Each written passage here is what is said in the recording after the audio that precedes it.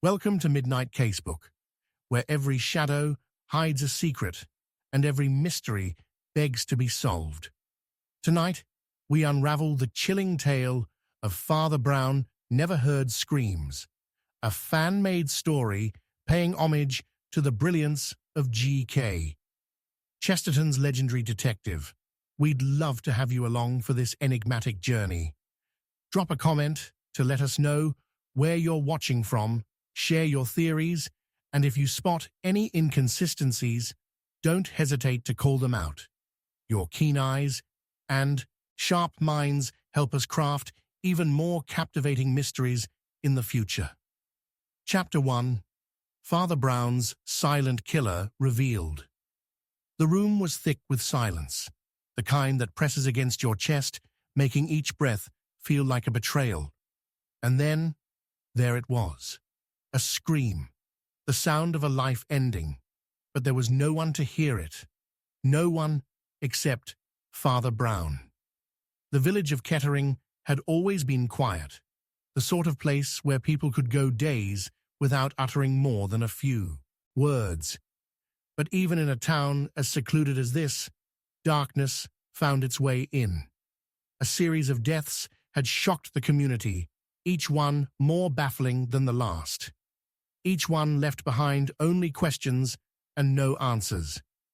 Father Brown, with his deep understanding of human nature, could feel it in the air, the quiet before a storm, an unsettling presence that had taken root in the very soil of the village.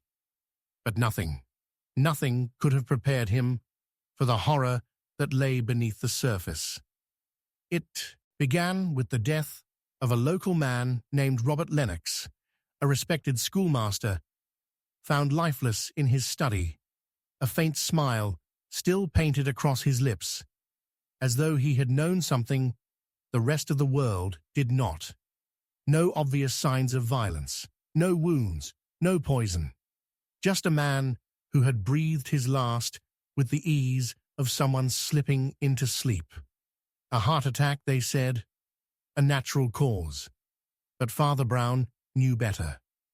He had been called to investigate by the local constable, who, while an honest man, seemed completely out of his depth.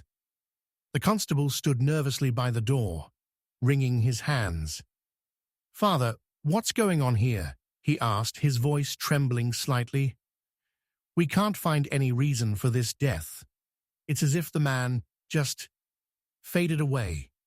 Father Brown looked around the room, his eyes scanning every corner with an intensity that seemed to pierce through the very walls. The room was neat, almost too neat, as though someone had gone to great lengths to ensure that nothing was out of place. The air was thick with dust, the kind that settled when a place had been undisturbed for too long. But there was something more, something that made the hairs on the back of his neck stand on end. A presence, almost imperceptible, like a shadow, lurking just beyond his vision. Father Brown turned slowly to the constable. "There is a killer among us," he said softly, almost as if he were speaking to himself. "But it is not one you will find in the usual places. No knife, no gun, no poison. This killer is far more elusive." The constable looked at him bewildered. "But Father, how can there be a killer? It doesn't make sense." "Exactly," Father Brown said, his eyes narrowing. "That is what makes this case so dangerous. There is something far darker at play here than anyone could imagine." The investigation began slowly, the pieces of the puzzle scattered around the village like so many forgotten memories. Father Brown spoke to everyone: Robert's colleagues, his students, even the shopkeeper who sold him tobacco. Each conversation brought a new layer of intrigue, but none of the clues seemed to lead anywhere definitive. It wasn't until Father Brown visited the church that the first spark of something truly sinister flickered to life. There, among the pews, he found an old woman, Mrs. Atkins, who claimed to have witnessed something on the night of Robert's death. She had seen a shadow moving in the alley near Robert's house, a figure cloaked in darkness, but she had dismissed it at the time as nothing more than her imagination. However, when she saw Father Brown, she felt compelled to speak up. "I'm sorry, Father," she said, her voice shaking, "but now that I think about it, I saw something that night. It wasn't human. At least, not entirely." Father Brown's mind raced. He had heard rumors of strange happenings in the village, stories that the locals whispered about when they thought no one was listening. But he had never taken them seriously until now. What if there was a truth hidden in these whispers, something too terrifying for even the bravest to confront? The more Father Brown dug, the stranger things became. Another death, this time a young woman named Evelyn Grant, was discovered just days after Robert's. She had been found in the same state. No wounds, no signs of struggle, just an expression of peace, as if she too had simply drifted into the unknown. But this time, the scene was different. A small object, almost invisible at first glance, was found by her side. A silver locket, its contents hidden away in the dark. Inside was a tiny piece of paper, a single word scribbled on it: silence. Father Brown held the locket in his hands, turning it over, feeling the weight of it. The word silence echoed in his mind, reverberating like the faintest whisper. What did it mean? And why had it been left behind at the scene of the crime? The investigation took another turn when Father Brown visited the local tavern. There, in the corner, he overheard a conversation between two men, one of them a local butcher, the other an outsider. They were discussing the deaths in hushed tones, their words cautious but filled with fear. Father Brown leaned in closer, careful not to draw attention to himself. "You know," the butcher said, his voice low, "they say it's the work of someone who can make you die without ever laying a hand on you." The outsider laughed nervously. "You're not serious, are you? That's just superstition." "I'm not so sure anymore," the butcher muttered. "I've seen things that don't make sense, and I don't think we're dealing with just a regular murderer here. This is something else, something that's been here for a long time." Father Brown's heart skipped a beat. Could it be true? Could the killer be someone or something that had been lurking in the shadows, waiting for the right moment to strike? The first big reveal came when Father Brown discovered something truly chilling. Hidden in the church's attic, he found a set of journals, old yellowed pages filled with cryptic writings and drawings. The journals belonged to Robert Lennox, the first victim, and they chronicled his obsession with something called the silence, a mysterious force that he believed could kill without a trace. Robert had written about it in terrifying detail, describing how it worked: an invisible force, an energy that could slip through cracks in the mind, paralyze the body, and ultimately bring death. Father Brown had never heard of anything like it before, but as he read on, the fear that gripped him grew stronger. The entries were filled with frantic pleas for help, desperate attempts to make sense of something that seemed utterly beyond human comprehension. Robert had written of a man, a silent killer, who could slip into the minds of others, control them, and make them do his bidding. But the most terrifying part of the journals wasn't what Robert had written. It was the last page, the final entry. "I have found him. I know who he is, but I am too late." Father Brown slammed the journal shut, his mind reeling. If Robert had discovered the identity of the killer, Then who was he? And was he still out there, waiting for his next victim? As Father Brown pondered these questions, the room grew colder, the shadows deeper. Something was closing in on him, and he knew it. The killer was not just a person.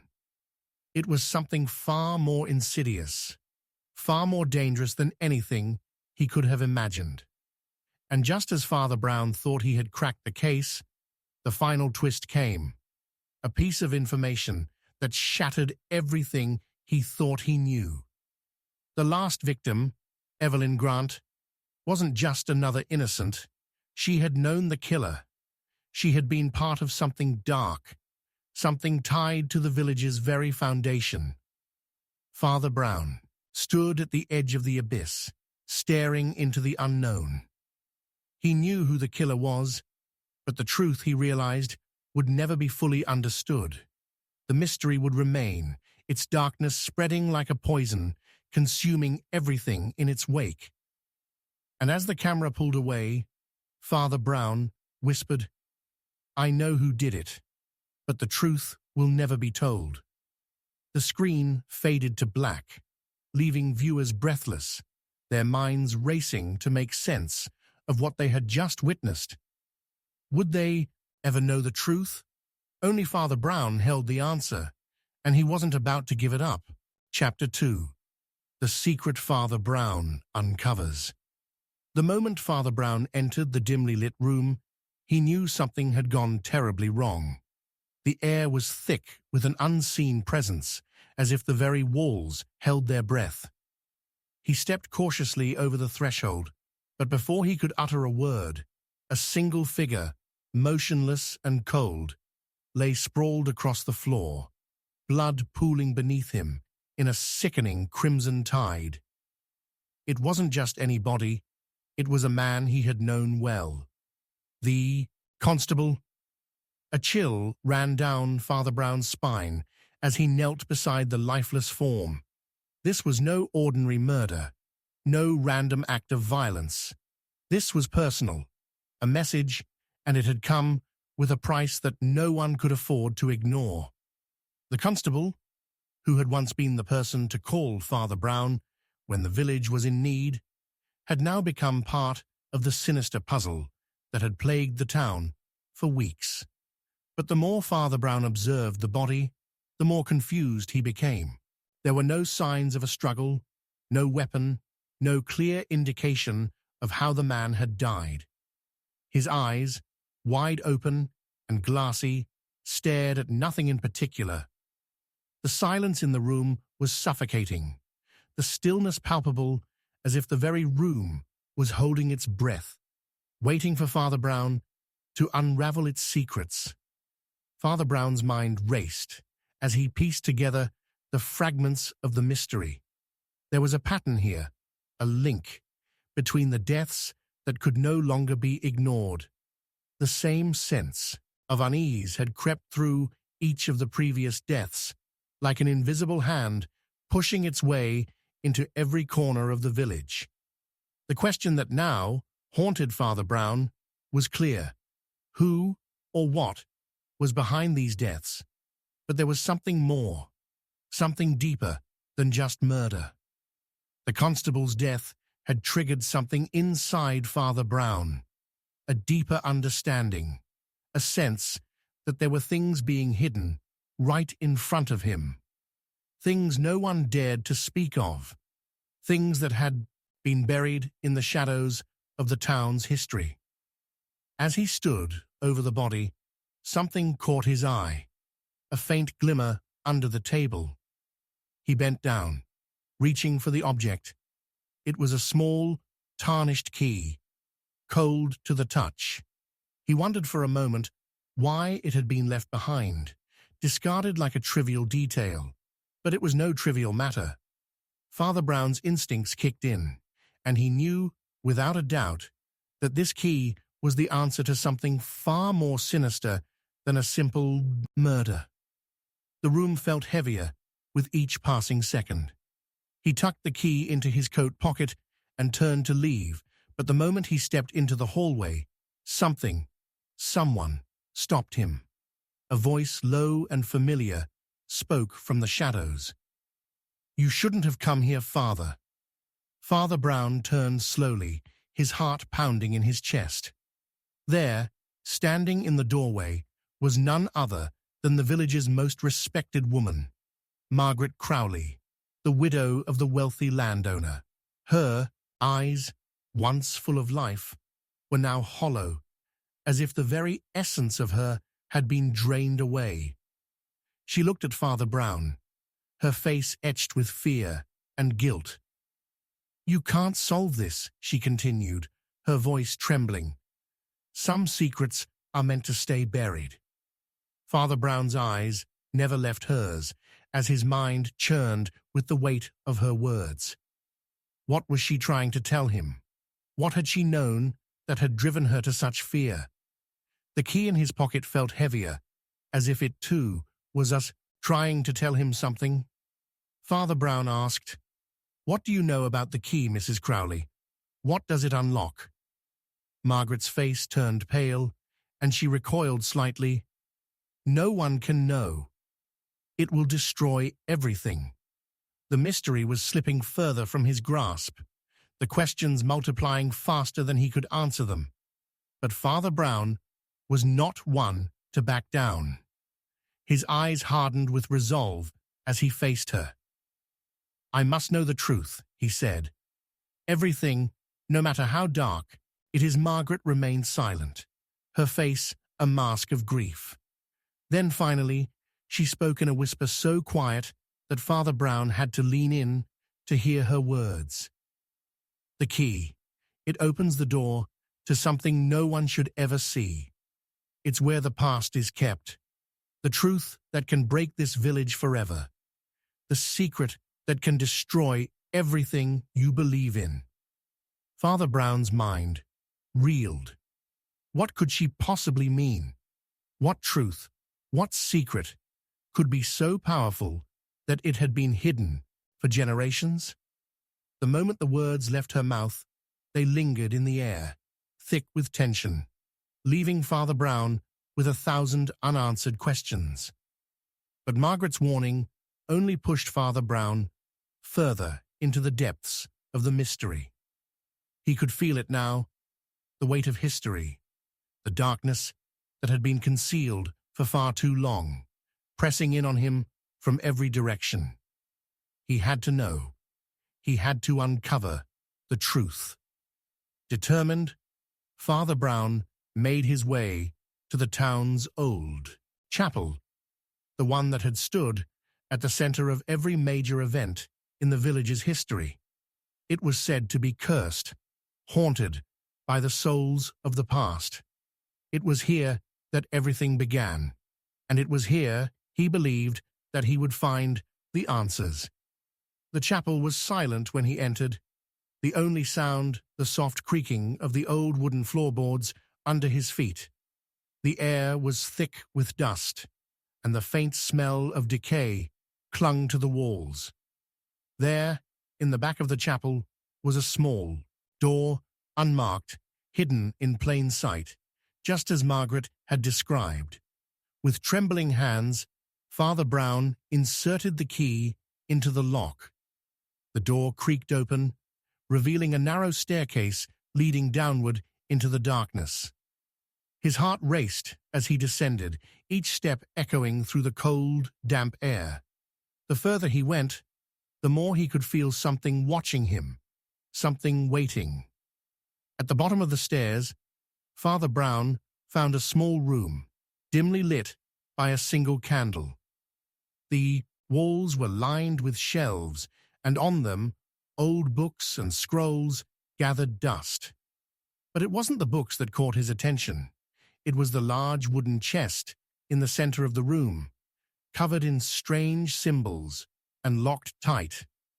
Father Brown approached it cautiously, the hairs on the back of his neck standing on end. He placed the key in the lock and turned it.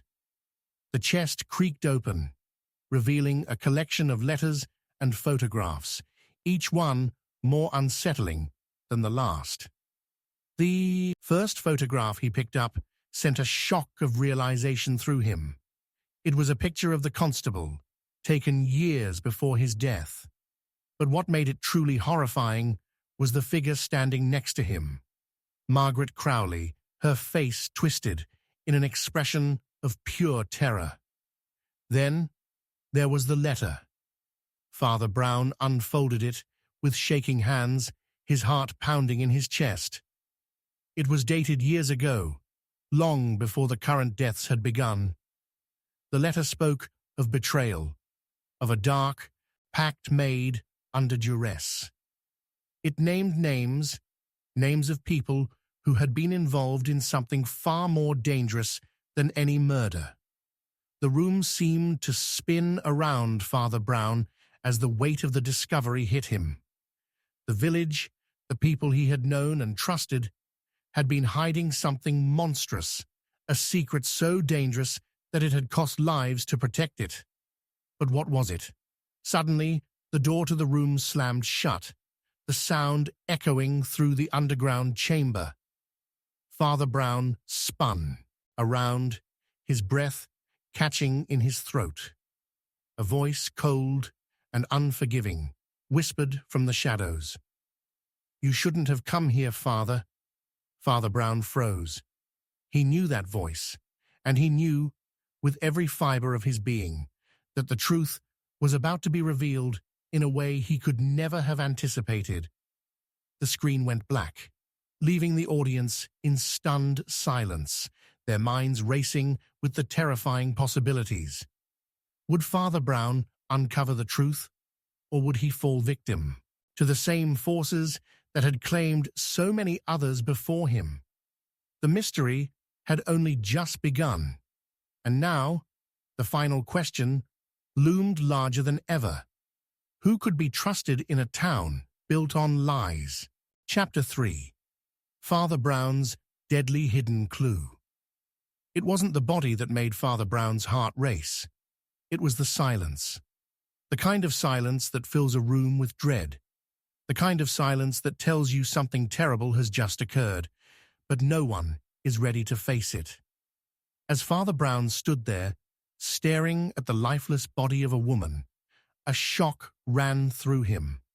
Not from the gruesome scene in front of him, but from the realization that this death was just the beginning. For the first time, Father Brown could sense that the web of lies and deceit that had been quietly unraveling in the village had now reached a dangerous tipping point. Something far darker than a simple murder was unfolding in front of him. And this time, the dead were speaking, but no one could hear them. No one except Father Brown. The woman's name was Claire Forsyth, a woman whose wealth and charm had made her an enigma in the village. No one truly knew her, but everyone thought they did. That was the danger. It was always the ones who were least understood that had the deepest secrets, and Claire's secret was more dangerous than anyone could have ever guessed. Father Brown knelt beside her, his breath catching in his chest as he observed the details. Her face, still pale, bore an expression of shock, her eyes wide open as if she had seen something that had driven her to her last breath. But the strange part was this: there was no wound, no poison, no signs of violence. She was simply gone. Her body, untouched and pristine, seemed like it had just slipped into eternal sleep. But Father Brown knew better. This wasn't a peaceful death. As he examined the room, something caught his eye, a small, almost imperceptible mark on the floor near Claire's feet. It was a scratch, faint but distinct, a clue hidden in plain sight. Father Brown leaned down, studying the mark with a sharpened focus that only he possessed. It wasn't random, it was deliberate. For a moment, everything seemed to slow down. The walls of the room seemed to close in on him, the air heavy with something almost unbearable.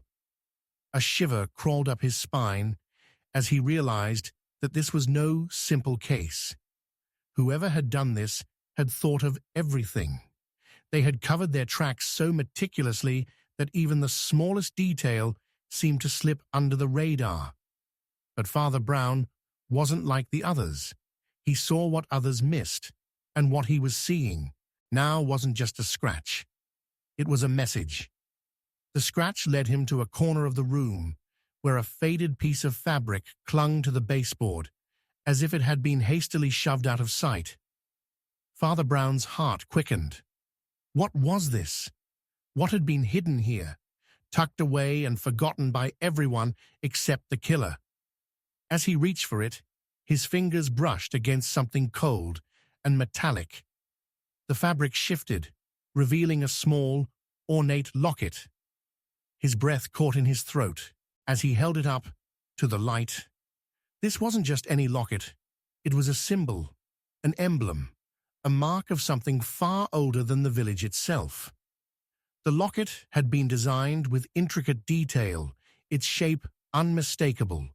It was a symbol of secrecy, of a hidden pact, and it had been worn by someone important, someone whose identity could shatter everything Father Brown had believed about this case.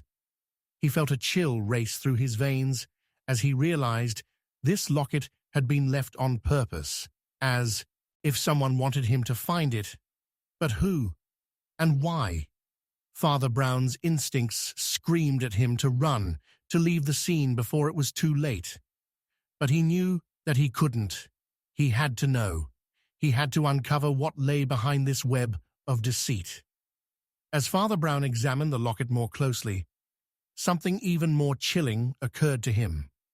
The clasp of the locket wasn't designed to be opened easily. It was locked tight, as if it was meant to keep something hidden forever. But Father Brown was determined. He pried it open, revealing a tiny, folded note inside. With trembling hands, he unfolded the note, his mind racing with possibilities. The words written on it were cryptic, almost indecipherable. Find the bloodline. Only then will the truth be revealed.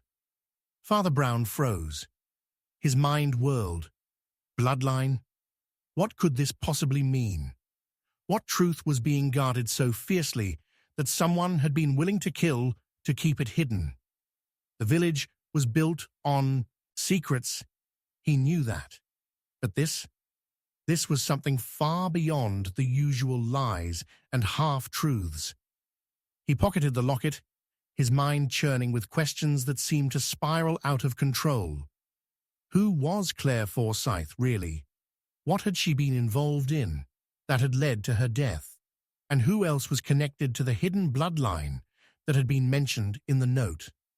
Father Brown knew one thing for certain. This case was far more complex than he had ever anticipated. The deeper Father Brown dug, the more he realized how interconnected the deaths in the village were. Each one a piece of a puzzle, but the pieces didn't fit. Not yet. He needed to understand the bigger picture. He had to find the link between Claire Forsyth, the locket, and the message she had left behind. His next move was to visit the town's oldest resident, a woman named Agnes Harper. Agnes was known for her sharp memory and deep knowledge of the village's history. If anyone knew something about the Kai's bloodline referenced in the note, it would be her. When Father Brown arrived at Agnes's cottage, he was greeted by the faint smell of old wood and lavender. The walls were lined with books, and the air was thick with the weight of time. Agnes sat by the fire, her gnarled hands working on a piece of knitting. She looked up as he entered, her sharp blue eyes piercing through him as if she could see into his very soul. "You've come to ask about the bloodline, haven't you?" she said before he could even speak. Father Brown's heart skipped a beat. How did she know? Was she involved, or had she simply heard whispers? "You know about it?" Father Brown asked, his voice barely a whisper. Agnes nodded slowly, her eyes clouded with memory. I knew it once. Everyone did. It was a family, long gone now. A family that held power over this village, the kind of power that goes unnoticed until it's too late. They were the ones who controlled everything. And then they disappeared. But the bloodline... She paused, her voice dropping to a near whisper. The bloodline never truly dies. It waits. Father Brown's mind raced. The bloodline is real? Agnes's eyes darkened. Real? Oh, it's more real than you can imagine. The Forsyths, the Harringtons, they were all tied to it. But Claire Forsyth, she was different. She knew something that would change everything, and someone didn't want her to reveal it. Father Brown's stomach tightened. What did she know? Agnes's voice dropped even lower, her face pale. She knew about the curse, Father, the curse of the bloodline, the one that has been haunting this village for generations, and she was about to break it, but someone stopped her. And now the curse will claim everyone. Father Brown felt a cold shiver run down his spine. The weight of Agnes's words hung heavy in the air, pressing down on him with the force of 1,000 unspoken truths. He had uncovered something far darker than he could have ever imagined. The deaths, the mysteries, the secrets, they were all part of a much larger and more terrifying picture. As Father Brown left Agnes's cottage, his thoughts were consumed by the chilling realization that he was now a part of something far more dangerous than a simple murder investigation. The bloodline, the curse, it all led back to one thing: power. Power that was far older than any of them, and power that had claimed its first victim, Claire Forsyth. But the more he thought about it, the more questions arose. Who was really behind these deaths? Was it one person, or something more? And most terrifying of all, what was the curse that Agnes had mentioned? Father Brown felt the darkness closing in, but there was no turning back now. The deeper he went, the more he uncovered. And the more he uncovered, the more dangerous the truth became. Father Brown stood at the edge of the village, looking out over the fog-shrouded land. He knew the answers were out there, but were they worth the price of uncovering them? The camera pulled away, leaving Father Brown standing alone, his figure lost in the mist, as the chilling question echoed in the viewers' minds. Could the truth ever be fully uncovered, or would it remain buried, hidden behind the deadly secrets of the bloodline? And just as the screen faded to black, Father Brown's voice echoed one last time. I know who did it, but the truth will never be told. Chapter 4. A Shocking Truth. Father Brown Faces. Father Brown had always prided himself on his ability to see through lies, to read the faintest signs of guilt in the people he encountered. But nothing had prepared him for this. Standing in the heart of the village square, his heart pounded in his chest as he saw the woman, the one he had trusted the most, the one he had defended, standing in front of him, her face pale and twisted with fear, holding a blood-soaked letter in her trembling hands. The truth was here, and it was worse than anything he could have imagined.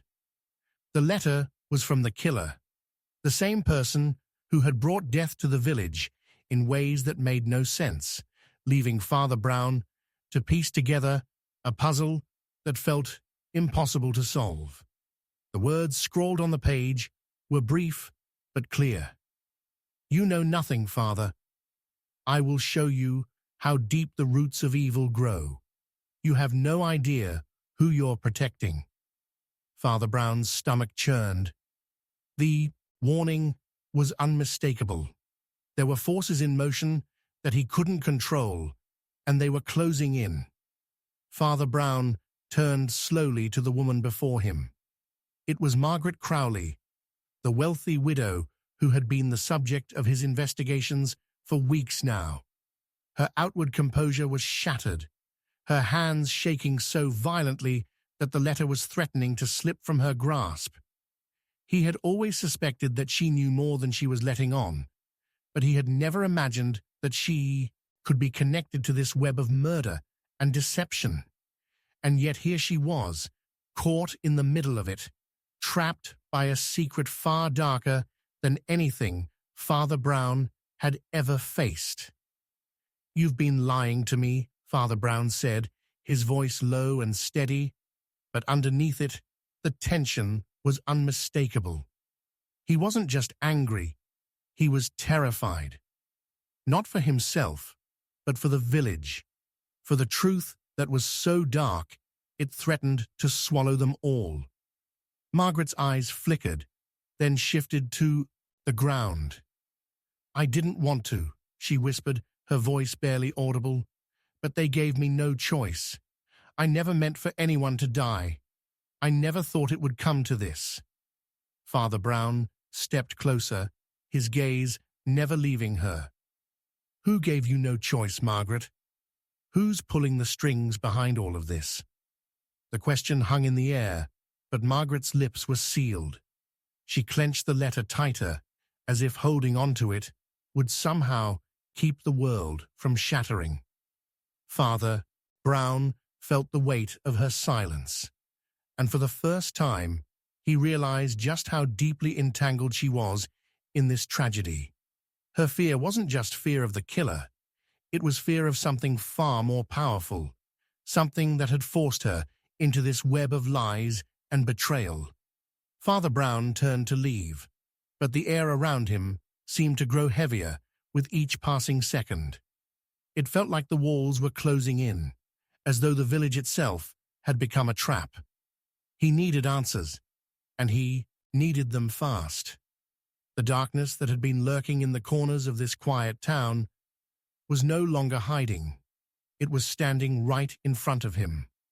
The investigation had become more complicated by the minute.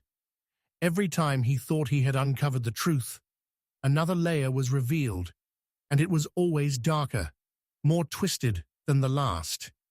He had questioned everyone in the village, but the answers never seemed to add up. Was there someone, or something, hidden behind all of this? Father Brown wasn't sure, but he knew one thing. The person who was behind all of this had to be stopped before the entire village was consumed. Margaret wasn't the only one who was hiding something. Every person Father Brown had spoken to had something to hide. The clues were there, but they were scattered like dust in the wind, impossible to catch unless you were willing to follow the trail into the unknown. The next morning, Father Brown was called to the scene of another death. This time, it was a young man, Thomas Finch, a local carpenter who had been seen arguing with the constable just days before his death. The body was found in a similar state to the others. No signs of struggle, no wounds, no obvious cause of death. Just the same pale face, staring up at the sky, as if he had been taken in his sleep. Father Brown felt his chest tighten as he looked down at the body. This wasn't just another death. It was a message. Someone was trying to tell him something, but the language they were using was so cryptic that even Father Brown was struggling to understand it. What did the constable, the widow, and now this young carpenter all have in common? What ties them together, beyond the obvious deaths? As Father Brown stood there, lost in thought, a figure approached him from behind. He turned to find Margaret standing there, her eyes red from crying, her face haggard with exhaustion. She looked broken, and yet there was a fire in her eyes, a determination that hadn't been there before. "I know who did it," she said, her voice trembling with a mix of fear and defiance. Father Brown's heart raced. He had suspected Margaret for a while now, But he hadn't expected this. "Who?" he demanded. "Tell me. I need to know." Margaret swallowed hard, as if trying to steady herself. "It's not just one person, Father," she whispered. "It's a group of people who have been controlling this village for generations. They call themselves the Council. They've been hiding in plain sight, pulling the strings, orchestrating everything." Father Brown's mind raced. The Council? He had heard rumors about an influential group in the village, but he had always dismissed them as nothing more than gossip. Now it seemed that those rumors were the truth, and they were worse than he could have imagined. "The Council?" Father Brown repeated, his voice barely a whisper. "Who are they? What do they want?" Margaret took a deep breath, her hands shaking as she spoke. "They want power, Father. They've been behind everything, every murder, every disappearance, every twisted event that has plagued this village for decades. And now, they've come for you. They know you're getting too close to the truth, and they will stop at nothing to protect their secrets." Father Brown's mind reeled with the implications of her words. A powerful group, controlling the fate of the village from the shadows, manipulating everyone for their own gain. It was the kind of conspiracy he had read about in books, not one that he was standing in the middle of. "But why?" Father Brown asked. "Why would they kill to protect their secrets?" Margaret's eyes filled with tears. "Because if the truth comes out, everything they've worked for will be destroyed. The people of this village will never forgive them for what they've done. And they know that." Father Brown's heart sank. The stakes were higher than he could have ever imagined. The Council wasn't just a group of corrupt men. It was a force that had been running the village for generations. They had built an empire of lies and blood, and now Father Brown was standing in the center of it all. But just as the full weight of the situation hit him, a chilling voice echoed from behind him, breaking the silence. "You're too late, Father. The truth is already buried." Father Brown spun around to see the figure of a man emerging from the shadows. His face was familiar, one of the last people he had expected to see standing before him. It was someone Father Brown had trusted, someone he had believed was on his side. "I know who did it," the man said, a cold smile on his lips. "And I know who you are, Father. But there's nothing you can do to stop it now."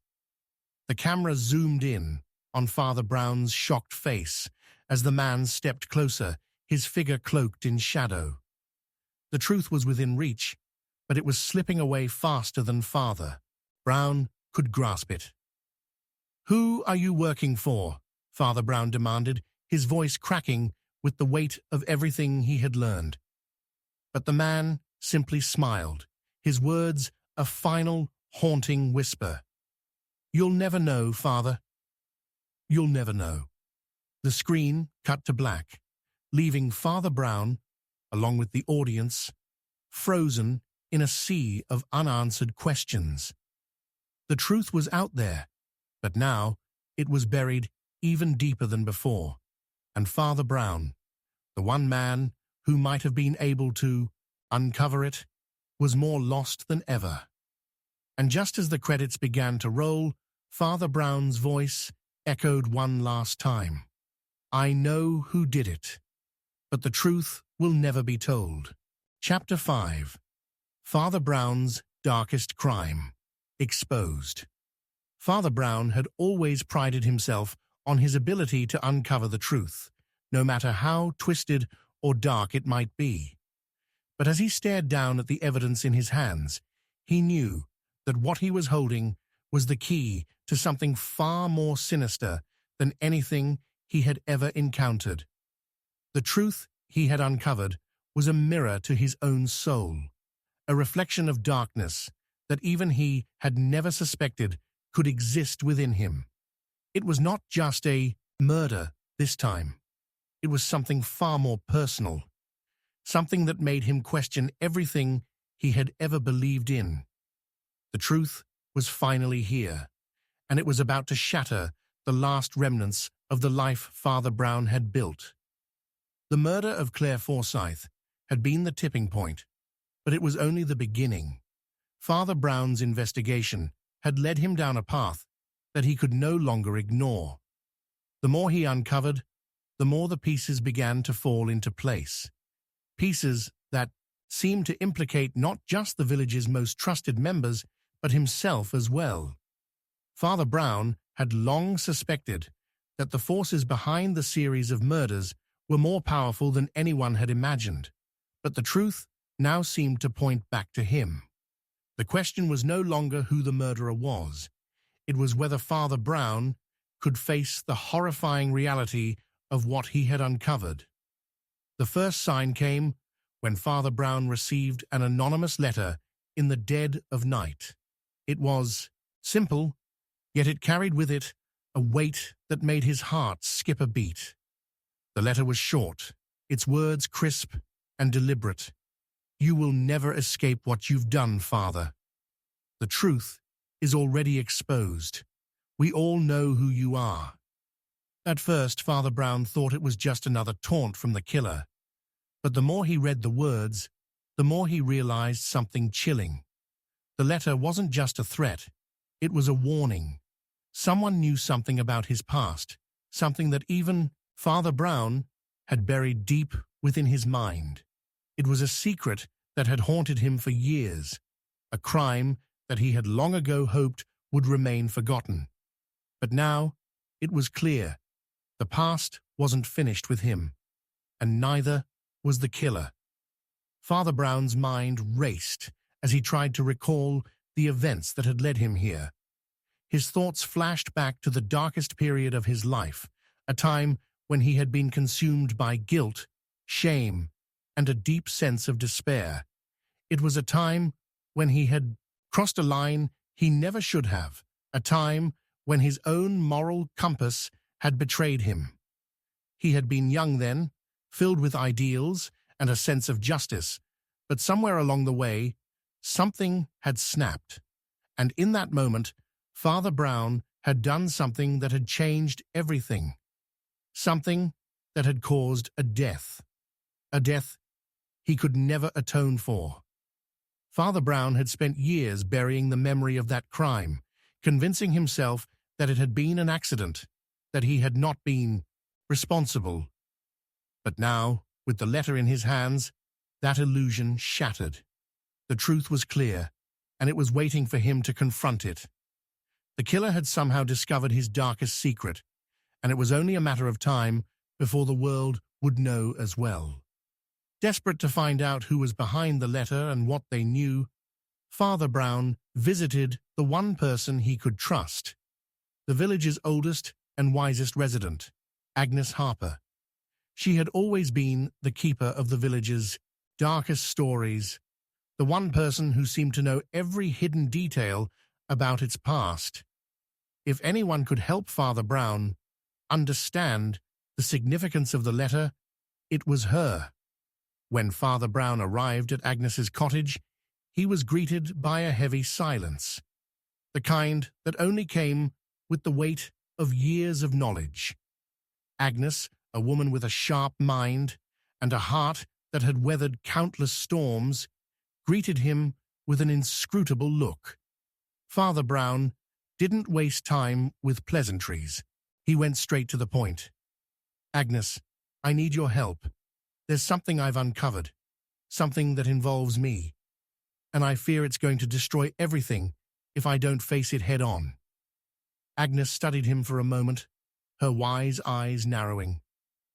"You've always carried the weight of your own conscience, Father," she said slowly. "But what you've uncovered, it's not just your guilt you need to worry about now." Father Brown swallowed hard. "What do you mean?" Agnes sighed, her voice trembling with the weight of the words she was about to say. "The secret you've buried, Father. It's tied to the very heart of this village. It's not just about you. It never was. You've been a part of something far bigger than you realize. The bloodline, the council, it's all connected to your crime. And the killer, they're just one part of a much darker truth. Father Brown felt as though the ground had been ripped from beneath him. His crime, his guilt, it was all part of something larger, something far more dangerous. The realization hit him like a physical blow. The village, the murders, everything that had happened, he was a part of it, whether he wanted to be or not. Agnes continued, her voice filled with an unsettling calm. You're not the only one who's been hiding, Father. There are others, people you trust, people who've been watching, waiting for the right moment to expose you. And they're not just after you. They want to destroy everything you've built, everything you've come to stand for. Father Brown's mind reeled. Who could possibly want to destroy him? Who had the power to tear apart everything he had worked for? And why now? Why was the truth coming to light after all these years? Before he could ask another question, Agnes handed him a small, worn book.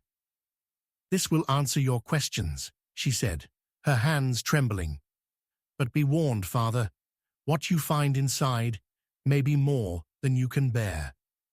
With a heavy heart, Father Brown opened the book, his hands shaking as he scanned the pages. It was a journal filled with cryptic notes and symbols, symbols that he recognized.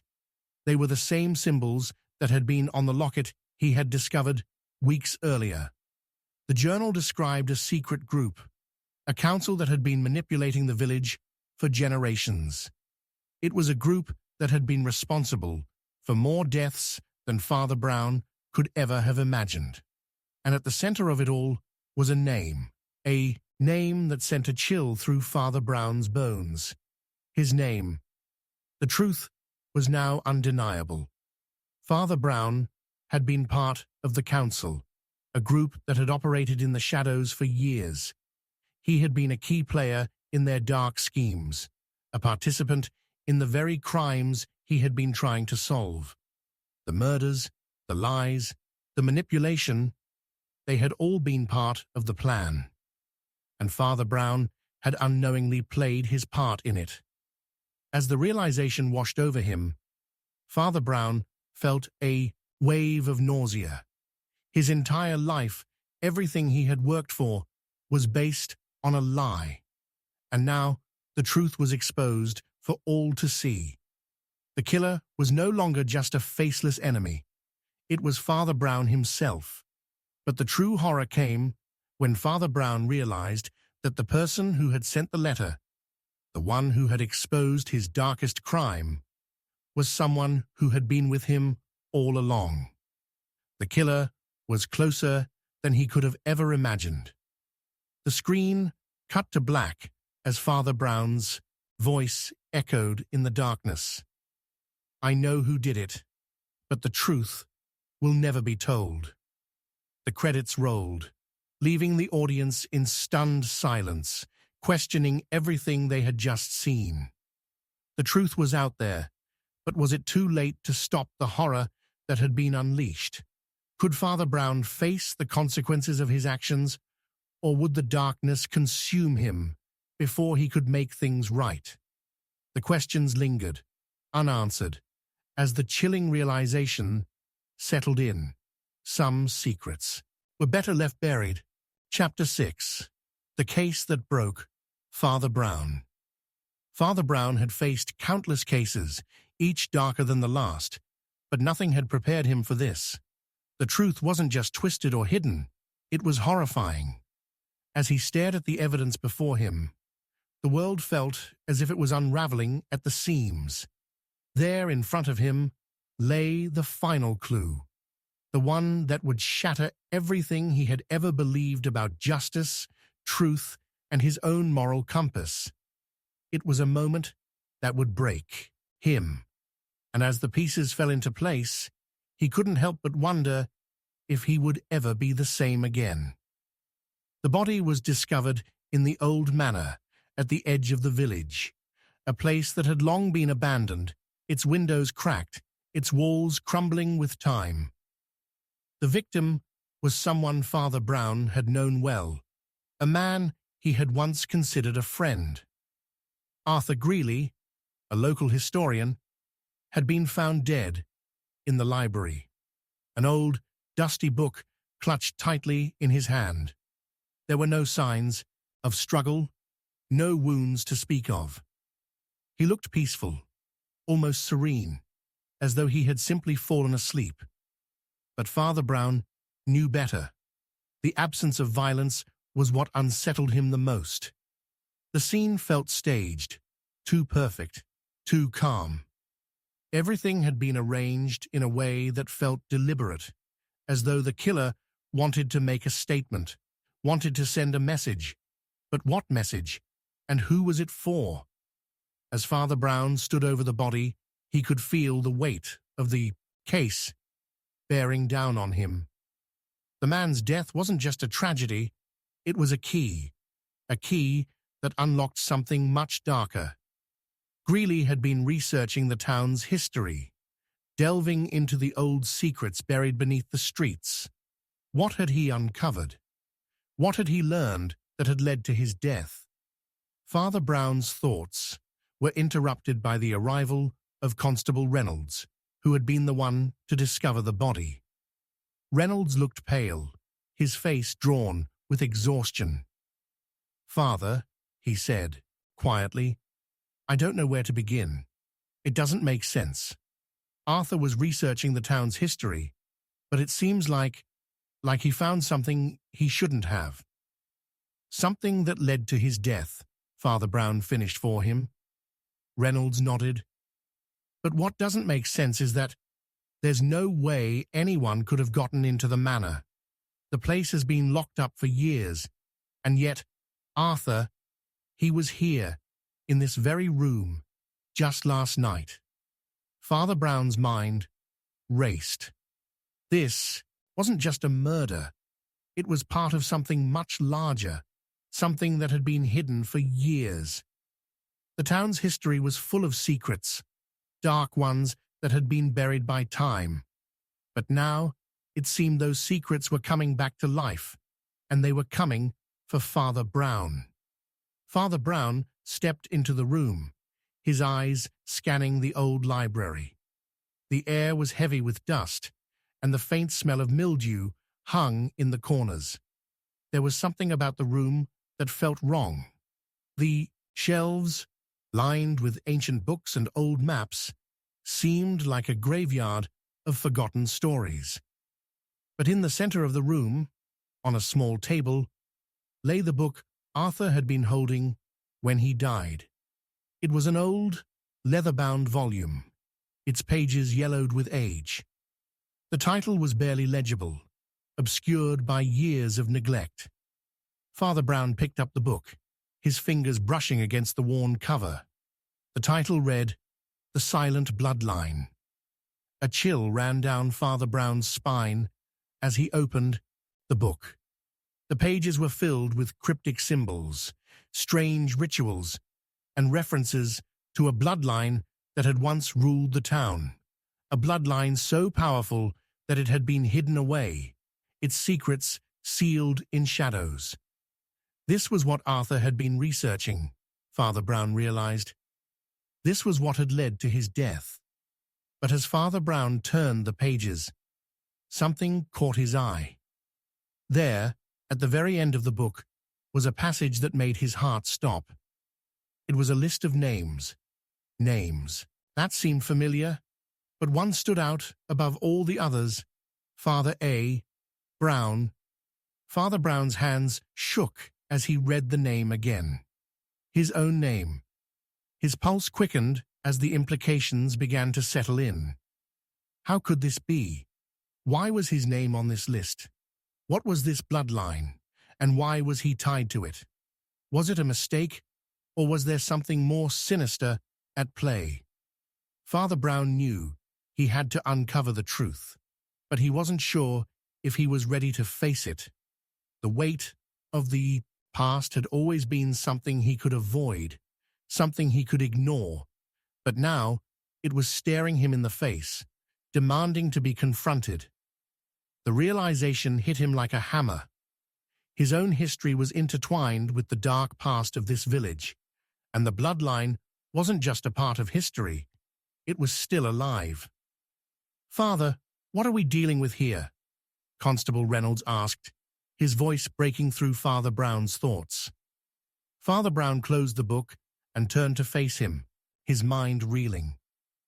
"The truth," he said quietly, "is far darker than you can imagine. This murder, it's not just about Arthur Greeley. It's about something that has been buried for generations. And now, it's coming for all of us." The next few days were a blur of investigation and hidden truths. Father Brown began to delve deeper into the history of the bloodline, finding connections to the town's most powerful families, including his own.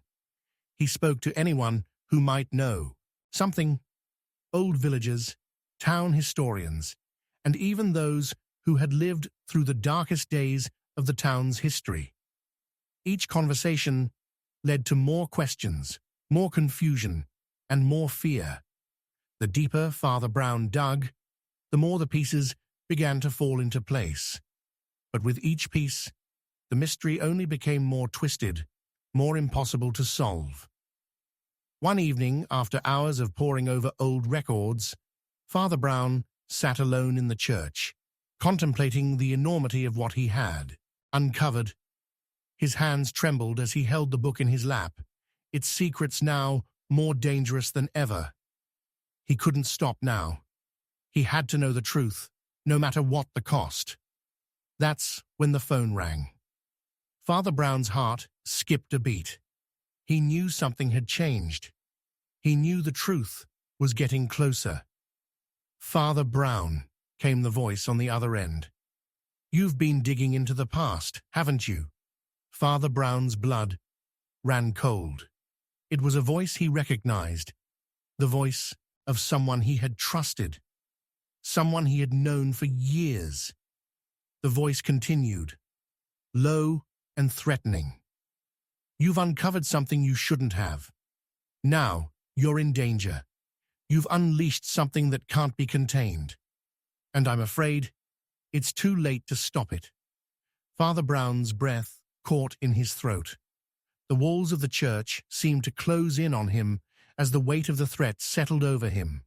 What had he uncovered, and who was trying to stop him from exposing it? Father Brown rushed out of the church, his mind racing. As he reached the town square, he saw a figure in the distance, standing beneath the street lamp. It was a figure he knew all too well, a figure he never expected to see again. It was someone from his past, someone he had hoped was gone forever.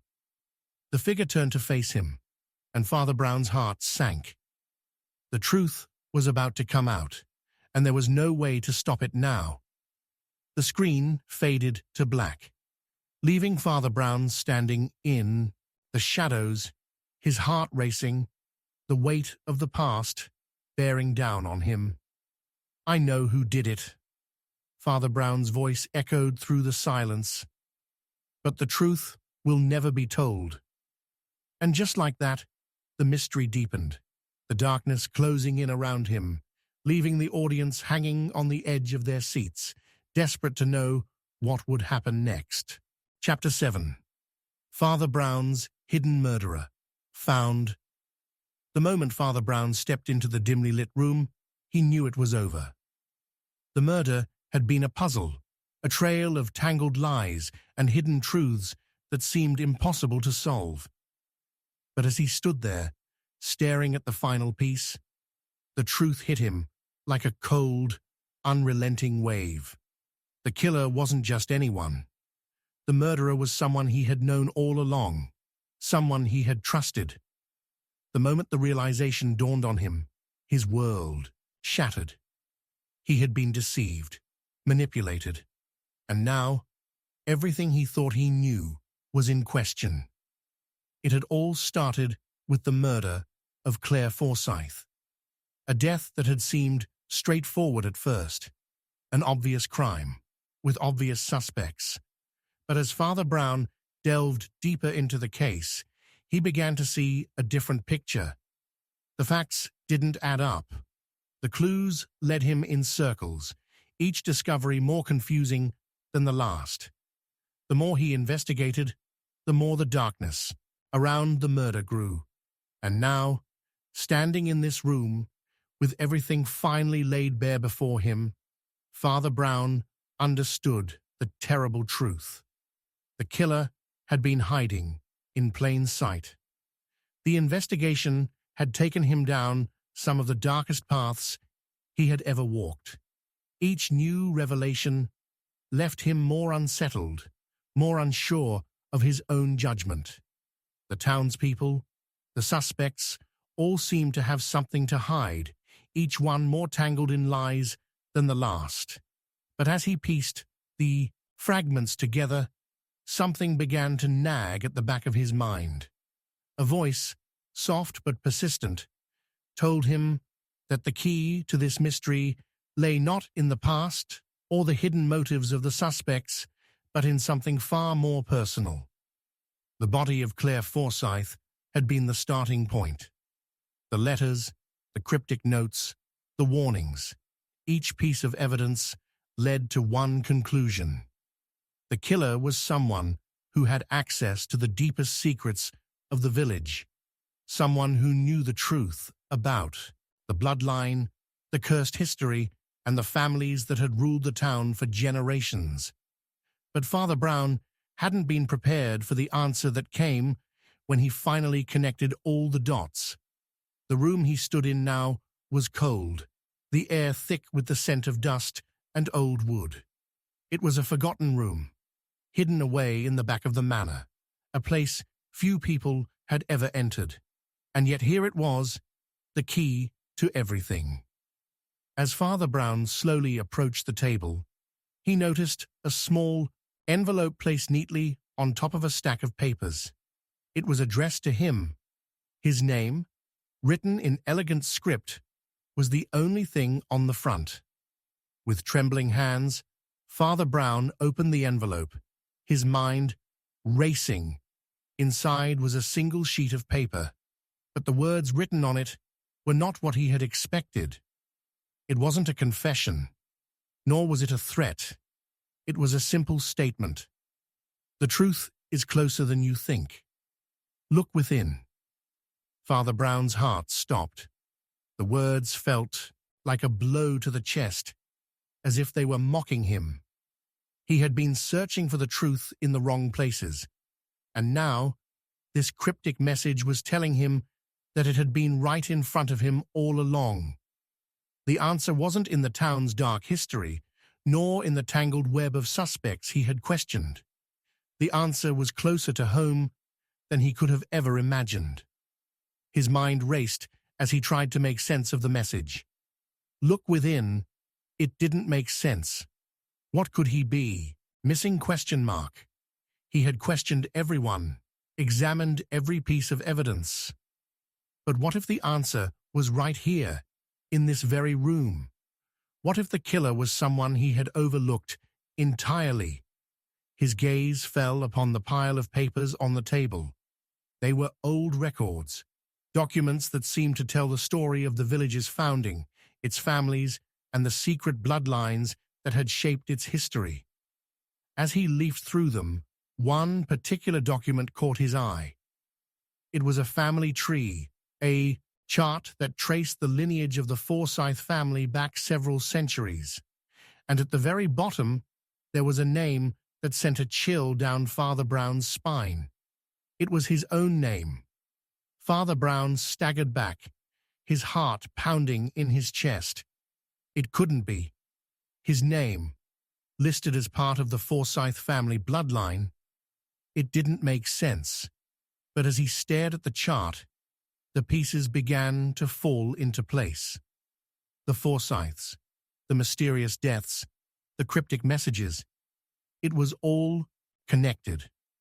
The truth wasn't just about Claire Forsyth or the other victims. It was about him. Father Brown's breath caught in his throat. Could it be? Had he been part of this twisted legacy all along? Was it possible that he had been drawn into a web of conspiracy and murder without even knowing it? The thought was too much to bear, but the evidence was clear. The truth was staring him in the face, and it was worse than he could have imagined. As Father Brown processed this revelation, a cold realization washed over him. The killer hadn't been hiding in the shadows, lurking in the background. The killer had been in plain sight the entire time.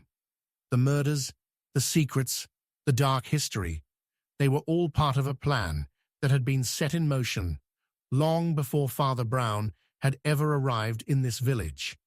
And now it seemed that he was part of that plan. But as the truth began to sink in, another voice, a voice he knew all too well, spoke from behind him. "You're not the only one who's been deceived, Father." Father Brown turned slowly, his heart skipping a beat. Standing in the doorway was someone he had never expected to see. Agnes Harper, the village's oldest resident, the one person who seemed to know everything about the town's history. She had been a source of information, a guide through the tangled web of the village's secrets. But now, as she stood there, her eyes filled with sorrow, Father Brown realized that she too had been hiding something. "You knew, didn't you?" Father Brown asked, his voice hoarse. "You knew about the bloodline. You knew what I would uncover." Agnes didn't answer immediately. Instead, she took a step closer, her gaze locked on Father Brown. "I knew more than you realize," she said quietly. "But some truths are too dangerous to reveal, Father. Some things are better left buried." Father Brown felt a pang of betrayal. Agnes had been his ally, his confidant.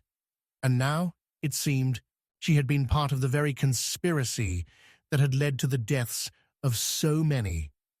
The truth was slipping through his fingers, and with each passing moment, the weight of it threatened to crush him. "But why?" Father Brown whispered, his voice barely audible. "Why would you keep this from me? Why would you let this happen?" Agnes looked away, her face pale. "Because I had no choice, Father. I was protecting you. There's more to your story than you understand. The bloodline. It's not just about power. It's about survival. And if the truth comes out, it will destroy everything, everyone, even you." Father Brown's mind reeled. He had been part of this twisted game all along. But now, as the pieces fell into place, it seemed that there was no escape. The bloodline, the murders, the lies, they had all been designed to lead him here, to this moment. And now it was too late to turn back. Agnes stepped forward, her eyes filled with regret. "The killer, Father. They're not who you think they are. The real murderer, the one who's been orchestrating all of this, is someone you've trusted, someone you've known for years. And the worst part? They're still out there, watching, waiting for the right moment to strike again." Father Brown's heart raced as the implications of Agnes's words sank in. The killer was someone close to him, someone he had never suspected. And now, with everything on the line, Father Brown realized that the only way to stop the carnage was to confront the person who had been behind it all. And the only way to do that was to face the truth, no matter how horrifying it might be. But just as Father Brown opened his mouth to ask another question, the door to the room creaked open. A figure stepped inside, and Father Brown's breath caught in his throat. The killer was finally here. The screen cut to black, leaving the audience on the edge of their seats, their hearts pounding with anticipation. Would Father Brown be able to uncover the killer's identity before it was too late? Or was he already too far down the path of destruction to save himself? The truth was within reach, but at what cost? And as the credits rolled, Father Brown's voice echoed one final time. I know who did it, but the truth will never be told. Chapter 8, The Unsolvable Mystery, Father Brown. Faces. Father Brown stood in the center of the abandoned church, his heart pounding in his chest. The body of the latest victim lay in front of him. There were no wounds, no blood, no signs of violence. Yet the person was undeniably dead, their lifeless eyes staring at nothing in particular. But it wasn't the body that made Father Brown's pulse quicken. It was the realization that there was no one left to trust, no more leads to follow, and no more answers to be found. The case he was facing, this final mystery, was unlike anything he had ever encountered. It wasn't just unsolvable, it was designed to make him question everything, to break him. And in that moment, Father Brown knew he was standing at the edge of something far darker than he could have ever imagined. The murders had been piling up, each one more mysterious than the last. Every victim had died in seemingly impossible circumstances. No trace of struggle, no signs of forced entry, just sudden, inexplicable deaths that left the town's inhabitants terrified. The local constable, already on edge from the string of unsolved cases, had called Father Brown in, knowing that the priest's sharp mind was the only hope left.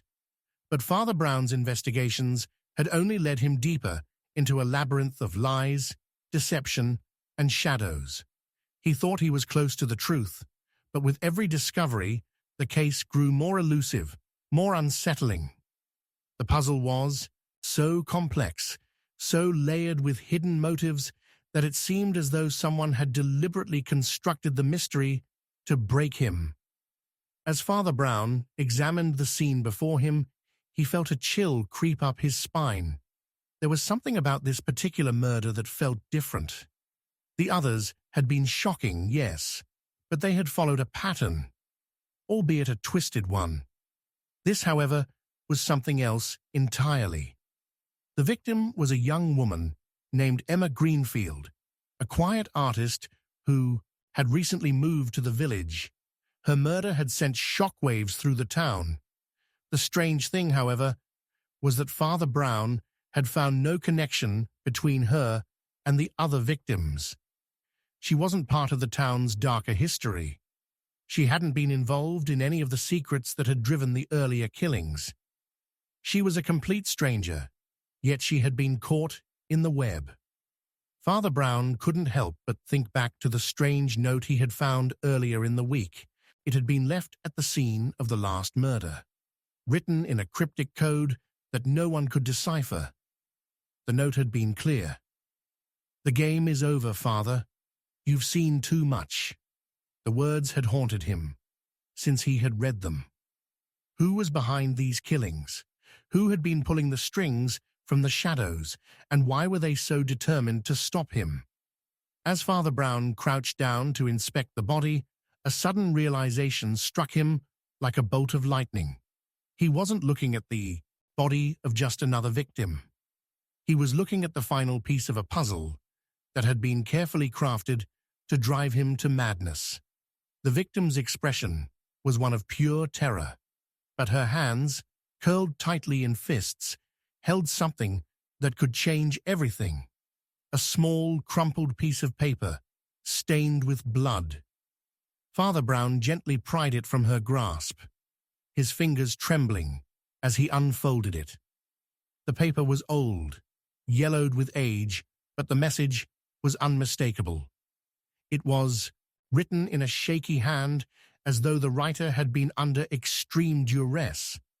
The words were simple, but they struck Father Brown to his core. "The last game has been played. You are the final piece." His heart raced as he read the words over and over again. The final piece?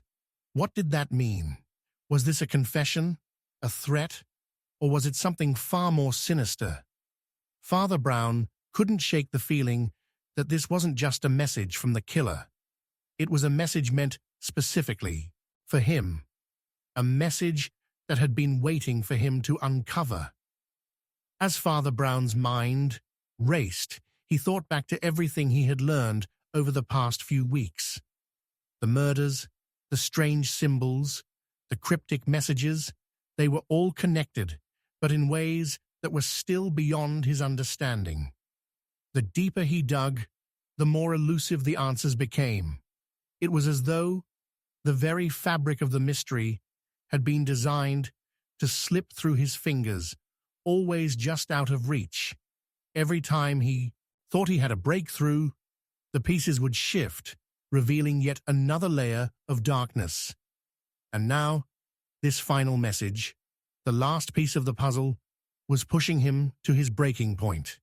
He stood up abruptly, his head spinning, with the implications of what he had just discovered. The killer wasn't just targeting the villagers, they were targeting him, making him the central figure in their twisted game. He had been chosen as the final piece, the one who would complete the puzzle. But what did that mean? What was the endgame? The answer, he feared, was more terrifying than he could imagine. It wasn't just about the murders. It was about power, about control, about forcing Father Brown to see something that no one should ever have to witness. Father Brown's thoughts were interrupted by the sound of footsteps approaching. He turned to see Constable Reynolds entering the room, his face pale and drawn with exhaustion. "Father," he said, his voice shaking, "you need to see this." Father Brown followed Reynolds to the back of the church, where a small trapdoor had been opened. Beneath it, a staircase led down into the darkness. "What's down there?" Father Brown asked, his stomach tightening. It's the old crypt," Reynolds said, his voice barely above a whisper. "We didn't know it was still there. No one's been down there for years." Father Brown's heart skipped a beat. The old crypt? It was a part of the church's history, a place that had been sealed off decades ago after a series of unexplained disappearances. But Father Brown had never suspected that it might hold the answers he was looking for. Without another word, Father Brown descended into the crypt, the air growing colder with each step. As he reached the bottom, he felt the weight of history pressing down on him, as though the very walls were closing in. The crypt was dark, its stone walls covered in moss, its floors cold and damp. But there, in the center of the room, was something that made Father Brown's blood run cold. A large, ornate chest, covered in intricate carvings, stood against the far wall. The chest was old, its wood darkened with age, but it was the symbols on the lid that caught Father Brown's eye. They were the same symbols he had seen before. On the letters, on the notes, on the bodies, the markings were unmistakable. They were a part of the ancient bloodline, the same bloodline that had been at the heart of this entire mystery. Father Brown approached the chest cautiously, his hands trembling as he reached for the lid. He could feel the weight of centuries of secrets bearing down on him. He had come this far, but now, with the chest in front of him, he realized that he was about to uncover something that would change everything. He opened the chest. Inside, there were dozens of old books, each one bound in dark leather, its pages yellowed with age. But it wasn't the books that caught his attention, it was the object resting on top of them, a small silver key. The key was intricately designed, its shape unlike anything Father Brown had ever seen. He picked it up, his heart racing, and held it in his hand. The key was the final piece of the puzzle. Father Brown understood now.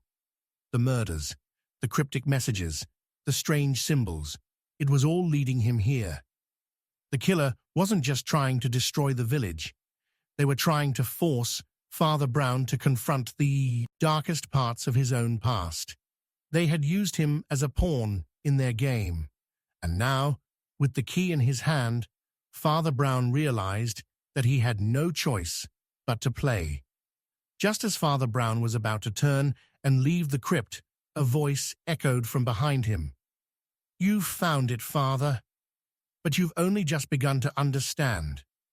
Father Brown spun around, his heart stopping as he saw the figure standing in the doorway. The figure was someone he had never expected to see, someone who had been hiding in the shadows all along. The killer. And in that moment, Father Brown understood the terrifying truth. The case was not just unsolvable, it was designed to break him, to force him to face his darkest fears, and to reveal a truth that no one was ready to accept. The screen faded to black, leaving the audience gasping for air, desperate to know what happened next. Would Father Brown be able to stop the killer, or was he already too far gone? The mystery remained unsolved, the final piece still just out of reach. The only thing that was certain was this: the truth was closer than ever, and it was more terrifying than anyone could have imagined. And as the credits rolled, Father Brown's voice echoed one final time. "I know who did it, but the truth will never be told." Chapter 9. Father Brown's Secret That Haunts Him. The moment Father Brown opened the letter, he knew that nothing would ever be the same again. The words on the page were simple, but their meaning was so shocking, so impossible, that they tore through the veil of reality like a thunderclap. "You're not the man you think you are, Father. The truth lies in your past, and it will destroy you." His hands trembled as he read the message again, and this time, the reality of it set in with the crushing weight of 1,000 unspoken truths. There had always been whispers, secrets buried deep beneath the surface of the quiet village. But this was something far worse than Father Brown had ever anticipated. The case he had been investigating, the string of murders that had plagued the town, everything he had thought he understood about the darkness here, it was now being unraveled by a single letter. Father Brown stood in his small study, the silence pressing in on him like the heavy weight of a tomb. The letter was in his hands, but it might as well have been a blade poised to strike. The room, once a place of solace, now felt suffocating, as if every corner of it was a reminder of the dark, painful history that was beginning to surface. He had spent his life helping others confront their sins, their guilt. But now, it seemed, he was the one who was being forced to face a truth far worse than anything he had ever asked his parishioners to reveal. Who had written this letter, and what did they know about him? About the darkness in his past that he had long buried, hoping it would never resurface. The murders in the village, the string of deaths that had followed him like a curse, had all seemed to point to a single figure, a shadowy killer who played a game of twisted intrigue. But now, with this letter, it was as though the very nature of the game had changed. The killer was no longer just a stranger. It was someone, or something, closer than Father Brown could have ever imagined. Father Brown's mind raced as he tried to make sense of the words. His past, the part of his life that he had hoped to keep locked away forever, was now the key to solving the mystery. The implications of the letter were staggering. What if the killer wasn't just targeting the town's people, but him as well? What if the secret buried in his past was the true motive behind the murders? Was it possible that he had been chosen not just because of his position as a priest, but because of something far darker, a sin he had never confessed. He felt a wave of nausea rise in his chest as he thought back to the years he had spent in the quiet corners of the church, trying to keep his past from surfacing. He had joined the priesthood as a way to escape, to atone for something he had done long ago. But now, it seemed that his attempt at redemption had been a lie, a carefully constructed illusion built to shield him from the truth. And the truth was coming for him. The weight of the letter was like a physical presence in his hand, pulling him down, forcing him to confront the dark shadows that had been chasing him for years. Father Brown knew that the answers he needed were buried deep within his own memories, memories he had long since shut away. But as he turned the letter over, hoping to find some clue that might make sense of it, he saw something else, an unfamiliar symbol, drawn in ink on the back of the page. The symbol was intricate, a strange combination of lines and curves that looked almost like a seal. It seemed familiar to him, but he couldn't place it. It was as though the symbol was calling to him, whispering secrets just beyond his reach. Something about it made his heart skip a beat. He had seen it before, but where? Father Brown's thoughts were interrupted by a sudden knock at the door. His heart raced as he tucked the letter into his pocket and moved quickly to answer. When he opened the door, he found Constable Reynolds standing in the hallway, looking pale and disheveled. "Father, we need to talk," Reynolds said, his voice tight with fear. "There's been another death, but this one, it's different." Father Brown's stomach sank as he stepped aside to let the constable in. The town's series of murders had been horrific, but they had followed a pattern. Each death had seemed random at first, but as Father Brown had investigated, the connections between the victims had begun to surface. Now, with Reynolds's words hanging heavy in the air, Father Brown realized that the new death was about to shift everything. He was no longer just investigating a string of killings. He was standing at the center of something far more sinister. "What happened?" Father Brown asked, his voice steady despite the storm brewing inside of him. Reynolds hesitated before speaking. "The victim was someone close to you, Father. It's Agnes Harper." Father Brown's heart dropped. Agnes was the village's oldest resident, a woman who had been the keeper of the town's secrets for as long as anyone could remember. She had been one of the few people who seemed to know the town's history as well as Father Brown himself. The idea that she had been murdered was unsettling, but the fact that it was someone so close to him made the situation even more chilling. "How did it happen?" Father Brown asked, though he feared he already knew the answer. "Just like the others," Reynolds said, his eyes haunted.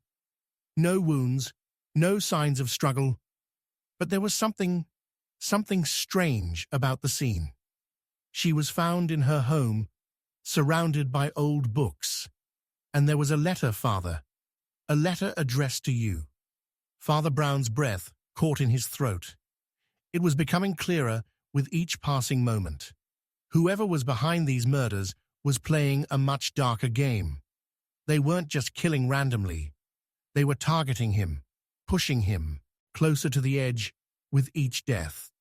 And now, Agnes, someone who had always been a part of his past, a part of the fabric of the town, was gone. Father Brown's mind raced as he followed Reynolds out of the house and into the darkening night.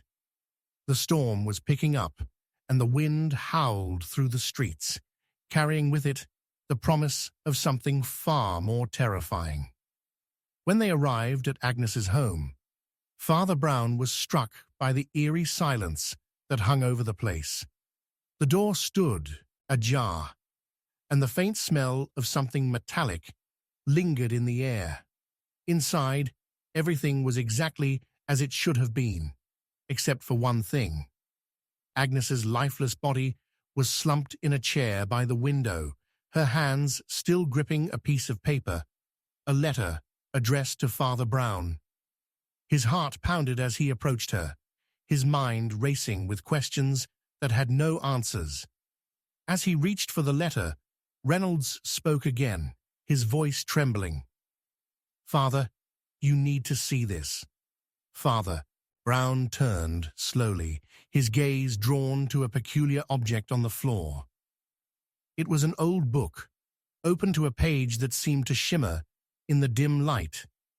The book was ancient, its cover worn and faded, but the pages seemed impossibly crisp. Father Brown approached it cautiously, his fingers brushing against the paper.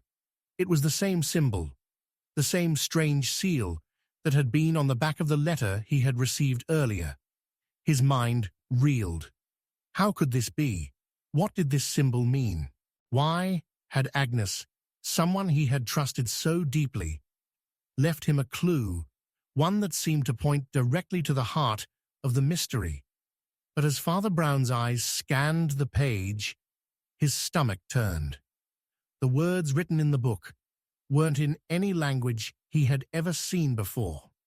They were cryptic, a jumble of symbols that seemed to move and shift before his eyes. But the one thing he could understand was this: the bloodline. The same bloodline that had been mentioned in the previous letters, the one that had haunted the village's history. He turned the page, and what he found made his breath catch in his throat. The name written on the next page was his own. Father Brown staggered back, his mind spinning. How could this be? How could his name be here, in a book so old, so tied to the very roots of the village? He had to know more. He had to understand what Agnes had meant by this, and why she had left this message for him. The answer, however, was slipping further out of his grasp, just as the killer had planned all along. The screen cut to black, leaving the audience breathless, their minds racing. Who had killed Agnes? Who was behind these murders? And what had Agnes known that had led her to reveal this dark secret? Father Brown was now caught in a web of lies and conspiracy that he could no longer untangle, and the chilling truth was only just beginning to come to light. "I know who did it," Father Brown's voice echoed softly in the darkness. "But the truth will never be told." The screen remained black, the haunting words lingering long after the credits had rolled, leaving viewers desperate to know what happened next. Chapter 10. The Killer, Father Brown. Never caught. It was the most unsettling thing Father Brown had ever heard. The killer has always been closer to you than you think. The words echoed in his mind like a drumbeat, growing louder with every passing second. He could feel his heart pounding in his chest as the truth began to settle into his bones. The murderer, someone he had failed to apprehend, someone who had slipped through his fingers time and time again, was someone he knew, someone he had trusted. But who? The question gnawed at him, refusing to let go. Who was the killer that had evaded him for so long, who had danced around the edges of his investigation like a shadow, leaving only chaos in their wake? The investigation had begun with a single murder, the first of many, and Father Brown had been relentless in his pursuit of justice. But each death, each new victim, only led him deeper into a labyrinth of deception and betrayal. Every suspect seemed to have an alibi, every clue pointed to a different direction. It was as though the killer was playing a game with him, hiding in plain sight, always one step ahead. But as the murders piled up, something had started to change within Father Brown. He could feel the weight of the case dragging him down, the sense that there was something more at play here, a force beyond his understanding. And then came the day when the final, terrible piece of the puzzle slid into place. The victim was someone Father Brown had known for years, someone he had always trusted. The death was not like the others. This time, the scene was too clean, too perfect. There was no sign of violence, no trace of a struggle, just a lifeless body. But as Father Brown examined the scene, something about it felt wrong, like a carefully crafted illusion. The room was pristine, every detail meticulously in place, yet the absence of chaos left a hollow emptiness in the air. The killer had been here, in this very room, but had left behind no trace of themselves. Nothing. It was as if they had never existed at all. As Father Brown sat there, staring at the body, he felt a chill crawl up his spine. It wasn't just the murder that was unnerving. It was the growing sense of dread, the knowledge that something far more sinister was happening beneath the surface. He had always prided himself on his ability to see through lies, to read the faintest signs of guilt in people's eyes. But now, he was beginning to question whether his skills were enough to catch this killer. Was he blind to something right in front of him? Or worse, had he been complicit in some way? The thought was unbearable, and yet it lingered, gnawing at his conscience. Father Brown took a deep breath and began to methodically examine the room. His eyes scanned the surroundings, his mind piecing together the details with the precision he had always relied on. There was the small desk, the open window, the chair where the victim had presumably sat. But then his gaze fell upon something else, something he hadn't noticed before. A single, small object lying on the floor by the desk. It was a broken pocket watch, its face cracked, the hands frozen at precisely 11:11. Father Brown bent down and picked it up. The watch was old, worn, but there was something about it that caught his attention. It wasn't just the fact that it was broken, it was the way it had been placed. No, it hadn't been dropped. It had been deliberately positioned, lying on its side, as if it were trying to tell him something. But tell him what? Father Brown turned the watch over in his hands, his mind racing. There was something familiar about it, something that tugged at the back of his memory. And then, just as suddenly, the connection clicked. He knew this watch. He had seen it before, years ago, in the hands of someone he had trusted deeply, someone he had been certain was beyond suspicion. The killer wasn't just a stranger. The killer was someone who had been with him from the very beginning, someone who had been pulling the strings, orchestrating this entire game from the shadows. And Father Brown had never seen it coming. As the realization settled in, Father Brown's breath quickened. His heart pounded in his chest as the walls of the room seemed to close in on him. He had been blind to the truth, deaf to the signs that had been there all along. The killer was no outsider. They were one of his own, one of his closest confidants. But who? Who among the people he had trusted could possibly be capable of such cold, calculated murder? Father Brown's thoughts raced, but the answer was elusive, slipping away just as he thought he had it in his grasp. He needed to act quickly. The longer he waited, the more lives would be lost. He had to confront the killer. But how? Where would the next murder take place? Was there even a way to stop this madness? Now that the killer had been revealed to be so close, how long had they been hiding in plain sight? His mind snapped back to the broken pocket watch. The timing was deliberate. It was a symbol. But what did it mean? The answer wasn't immediately clear, but Father Brown knew there was something more to this, something deeper than a simple murder mystery. Father Brown couldn't shake the nagging suspicion that the murders weren't just about death. They were about control, about pushing him to the brink, about watching him struggle to understand. The killer wanted him to see the truth, to understand the game they had been playing all along, but they were playing by their own rules, and the more Father Brown uncovered, the more complicated the mystery became. Was there even a way to end it, or was he being drawn deeper into a trap that he couldn't escape? As Father Brown pondered these questions, the door to the room creaked open. He turned to find Constable Reynolds standing in the doorway, his face ashen, his eyes wide with fear.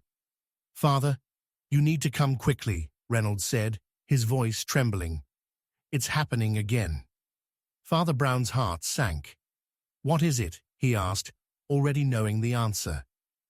"There's been another murder," Reynolds replied, his voice barely above a whisper. "But this one, it's different. Father, you have to see this." Father Brown followed Reynolds in a daze, his mind still racing with the implications of what he had just discovered. As they arrived at the scene, Father Brown's blood ran cold. The victim was someone he knew well, someone he had once considered a friend, a confidant. But now, lying lifeless on the floor, there was no mistaking it. The killer had struck again. But there was something about this murder that made Father Brown's stomach twist. It wasn't just the victim's identity. It was the way the body had been arranged. The victim's hands were clasped together, holding something small, something tightly pressed between their fingers. Father Brown stepped forward, his heart racing as he gently pried the object from the victim's grasp. It was another letter, the handwriting disturbingly familiar. "You've played my game well, Father," the letter read. "But now, the final piece has been placed. The killer you never caught is standing right in front of you, and there's nothing you can do to stop what's coming next." Father Brown's heart stopped. The letter, the symbol, the cryptic messages, all of it had been a message, a puzzle. And now it was clear. The killer wasn't just after the village. They were after him, and this time they had won. The walls seemed to close in around Father Brown as he stood there, the weight of the letter heavy in his hands. He knew who the killer was. He had known all along. But now, with this final twist, Father Brown realized that the game was far from over. The truth was out there, but it was buried in lies, in shadows, in things he could no longer control. "I know who did it," Father Brown whispered, his voice barely audible, his soul heavy with the weight of everything he had uncovered. "But the truth will never be told." And just like that, the mystery slipped away, leaving only the haunting unanswered question of how much further Father Brown would have to go before the final, devastating revelation shattered him completely. The screen faded to black, leaving the audience gasping for breath, caught in the storm of uncertainty. Would Father Brown uncover the killer's true identity before it was too late? Or had the game already been decided, with the truth forever slipping through his fingers? The answer, like the killer, was still hidden in the shadows, waiting for the next move. Chapter 11. Father Brown's final deadly revelation. Father Brown's heart dropped into his stomach the moment he read the words on the final page. He could feel the weight of them pressing down on him like 1,000 tons of stone. "You thought you knew who the killer was, Father," the letter read, "but the truth is far more dangerous than you can comprehend. You were the one we were always after." The words burned through Father Brown's mind like a flame, the heat of their meaning searing him to his core. He staggered back, the letter slipping from his fingers as though it were too much to hold. He couldn't breathe, couldn't think. All the pieces of the puzzle that he had so carefully assembled over the past weeks, the endless dead ends and fruitless hours of investigation, all of it had led him to one terrifying realization. The killer, the shadow he had been chasing through the darkness, was not just anyone. The killer was him. Father Brown had never imagined that the truth would be this, so completely and utterly impossible, so horrifying, that it made him question every decision he had ever made, every word he had ever spoken. But as he stood there, his breath catching in his throat, the truth became undeniable. He had been drawn into a web of his own making. All along, he had been chasing a ghost, a murderer that was not some stranger from the shadows, but a twisted reflection of himself, a dark version of the man he thought he was. For weeks, Father Brown had investigated the murders, uncovering a trail of blood and secrets that had led him deeper and deeper into the heart of the village's dark history. But now, standing in the dim light of his study, surrounded by the remnants of the case that had consumed him, he realized that he had been blinded by his own convictions. The darkness that had stalked the town was not just something external, it was within him. His pulse raced as the room seemed to close in around him. He had spent so long thinking of the killer as someone else, as a figure lurking in the shadows. But now it became clear. The killer was part of him. The sins he had buried, the mistakes he had tried to atone for, they had been his all along. He wasn't just the one trying to solve the mystery. He was part of the mystery. But how had it come to this? How had Father Brown, a man of faith, a priest who had spent his life guiding others, become so deeply entangled in the very darkness he sought to expose? As the letter burned into his mind, Father Brown realized that the answers were scattered in pieces throughout his past. The town's history, the bloodline that had haunted its people for generations, these were all threads that had been twisted together to create a tapestry of lies, secrets, and betrayal. And at the center of it all, Father Brown's own name stood as a marker of a truth he had never been able to face. The letter was just the beginning. It was a revelation, yes, but it was also a challenge. The killer was still out there, watching, waiting for Father Brown to unravel the last of the mysteries that had bound him to this nightmare. And the truth was, Father Brown had no idea how to stop it. How could he, when the final terrifying revelation was that he had been part of the horror all along? He needed to understand. He needed to know how this had all begun, how his past had entwined with the killings, how he had become part of the puzzle. But as he looked back over everything he had discovered, one question haunted him more than any other. What had driven him to do it? What had driven him to commit the very crimes he had sworn to expose? As Father Brown replayed the details in his mind, he realized with a sickening clarity that everything in his life had led him here. The guilt he had carried for years, the mistake he had made all those years ago, it had never gone away. It had only festered, deepening, growing, darker as time went on. He had tried to bury it, to forget. But now it was clear.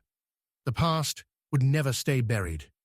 The sins he had tried to hide had come back, not as whispers, but as a roaring storm, threatening to destroy everything he had worked for. Father Brown's thoughts were interrupted by a loud knock on the door. He turned quickly, his heart racing. He couldn't avoid this any longer. Whoever was outside Whatever was waiting for him, it was inevitable. The killer was close. It was time for the final confrontation. He opened the door to find Constable Reynolds standing in the doorway, his face pale and his eyes wide with fear. "Father," Reynolds said, his voice barely a whisper, "we found something I think you need to see." Father Brown felt his stomach tighten. "What is it?" Reynolds stepped aside to reveal a figure standing in the shadows behind him. The figure stepped forward, and Father Brown's heart skipped a beat. It was Agnes Harper, the same woman who had been at the center of this entire investigation, the one who had first uncovered the dark truth about the bloodline, the one who had guided Father Brown through the tangled web of lies. But there was something different about her now. She looked different, pale, her eyes hollow, as though she had seen something that had shattered her. "I'm sorry, Father," Agnes said, her voice cracking. "I didn't want to tell you this. I couldn't, not until it was too late. But now it's out in the open. The truth is here. The truth is—" Before she could finish, there was a loud crash, followed by a chilling silence. Father Brown's eyes widened as he turned to the source of the sound. From the shadows of the doorway, a figure stepped forward. Someone he had never expected to see again. Someone he had thought was long gone. It was the person he had once trusted the most, the one who had been at his side for years, the one who had helped him through his darkest moments, the one who had been the killer all along. Father Brown's breath caught in his throat. The realization hit him like a bolt of lightning. This wasn't just a final twist in the case. This was the end. The final revelation that had been waiting for him, buried deep within his own past. The killer, this person, the one he had never suspected, the one who had been his ally, his friend, had orchestrated everything from the very beginning. "You knew, didn't you?" Father Brown asked, his voice barely a whisper. The figure nodded, their face still hidden in the shadows. "I knew you would find out eventually," they said, their voice cold, almost apathetic. "But I had to make you see it for yourself. You had to understand just how deep this goes. You're the final piece, Father. You've always been the final piece." Father Brown's mind spun. The walls of the room seemed to close in on him as the weight of the revelation pressed down him. This was the end of everything. The truth was here, and it was more terrifying than he could have ever imagined. The killer, the one he had been chasing, was someone he had trusted, someone he had cared for. But now, as the pieces of the puzzle fell into place, Father Brown understood the final, horrible truth. The game was over, but the question remained. Could Father Brown stop the killer? Could he face the darkness that had been buried in his own soul for so long? "I know who did it," Father Brown whispered, his voice broken with the weight of everything he had learned. "But the truth will never be told." And with that, the screen cut to black, leaving the audience gasping for breath, desperate to know more. The mystery was unsolved, the final revelation hanging in the air like a storm ready to break. The killer had been caught, but Father Brown's battle was far from over. The truth, as always, had come too late. Chapter 12. The unheard cry that destroys Father Brown. The scream that shattered the silence of the night was not one that could be ignored, but it was one that no one heard. Father Brown, standing alone in the moonlight, felt the air thicken with the presence of something he couldn't yet explain. It wasn't just the murder he had been chasing, or the mystery that seemed to lurk behind every shadow in the town. It was something deeper, more personal, something that was breaking him apart. The worst part was realizing that he had been blind to it all along, that everything he had been working toward had been a game that was designed to tear him apart from the inside. It had started like any other case, with a string of murders, each victim leaving behind only a trail of confusion and darkness. But now, as Father Brown stood in the cold, the echo of the unheard cry still hung in the air, filling the spaces between each breath. This time, it wasn't just about catching a killer. It wasn't just about justice. It was about something far worse, something that had been hidden in the dark corners of Father Brown's own past, something he had never expected to confront. As he walked through the empty streets, his mind replaying every detail of the investigation, the pieces of the puzzle fell into place with an eerie clarity. There had been moments, fragments of memories, whispers at the edge of his consciousness, but he had ignored them. He had pushed them away, thinking they were irrelevant, but now they surged forward like a flood, threatening to drown him. It was the letter that had started it all, the cryptic note that had been left in the victim's hands, the one that had been meant for him. It had said, "The killer you seek is the one you fear most." At first, Father Brown had dismissed it as just another taunt from the murderer, but now, as the night air pressed down on him, he understood. The killer wasn't just someone who had been tormenting the town. They were someone who had been tormenting him, someone who had been in his life for far longer than he had ever realized. The voices in his head grew louder as he approached the old church, the place where it had all begun, the place where he had sought solace, where he had tried to hide from the truth. The church had always been a refuge, a sanctuary from the darkness that had followed him for years, but now it felt like the very walls were closing in on him. He could feel the weight of his past pressing down on him, suffocating him. The church had always been a place of forgiveness, but now Father Brown wondered if there was any redemption left for him. When Father Brown entered the church, the familiar scent of incense and old wood greeted him, but it did little to calm his nerves. The room was empty, the pews darkened by the absence of light. He moved silently through the aisles, his footsteps echoing in the silence. At the altar, there was a candle burning, a single flame flickering in the dark. But as Father Brown approached, he saw that it wasn't just a candle. There was a book beside it, an old weathered volume that seemed to call to him. His heart skipped a beat as he recognized the book. It was the same one he had seen earlier in the investigation, the same one that had been tied to the murders, the same one that had led him here.